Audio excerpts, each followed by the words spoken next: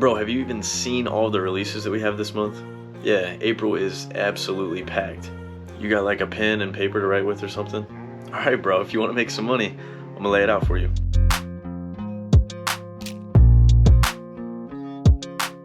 We've got dope releases and a lot of them all month long.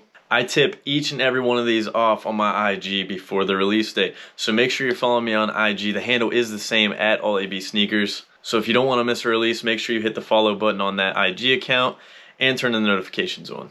Also, we are getting super close to 500 subs, and I'm going to be doing a sick giveaway for that. So stay tuned. You do not want to miss that. If you haven't already, hit the subscribe button, turn the notos on, and be a part of the process. Alright, let's talk about what everybody's here for. Shoes and money. I'm gonna run through these super quick. Some of these are gonna be quick flips. Some of them are gonna be holds. Some of them are just gonna have value right off the rip that you can make money on. Some of these releases are tough to get. Some of them are gonna be a little bit easier. But there's money for everyone to make on April's releases. First up, we've seen them before. April 7th, we've got the Union Dunk Lows. They were a tough cop the first time around. They're probably going to be tough again. You can probably count on that. But if you do come up on a pair of these, the profit's going to be nice. Retail on those should be $150. These are uploaded on Sneakers right now. It's going to be a draw April 7th. 10 a.m. Don't miss it. On the 8th, we've got multiple releases that I think you're going to make money on. The first one is pretty obvious. We've got some off-white low blazers. To me, they're slightly hideous, but they're definitely going to draw attention. We got two colorways, a white colorway and a black colorway. Both are going to have value. Retail on those is 140 bucks each. Those are also dropping on Sneakers as a draw at 10 a.m. on release day. Margins will be decent on those. Just tap some buttons, cross your fingers, and hope you luck up. The other pair that drops on the 8th is a pair of mids. Now, normally I'm not going to point you in the direction to cop mids. There's normally not a lot of resale value there, but this pair could be different. We've got the mid USA colorway. Retail's 135 bucks. This is what I'm going to call a lunch money release. You're not going to make a ton of money on them, but you should be able to cop in a decent quantity. They shouldn't be super hard to get, and you should have some guaranteed money. If you cop these, quick flip them. Take the guaranteed money right off the rip, hop on your resell apps, and take the profit. These should drop on foot sites at 10 a.m. on release day. So right after you enter for the draw, make sure you hop online and try sniping some of these pairs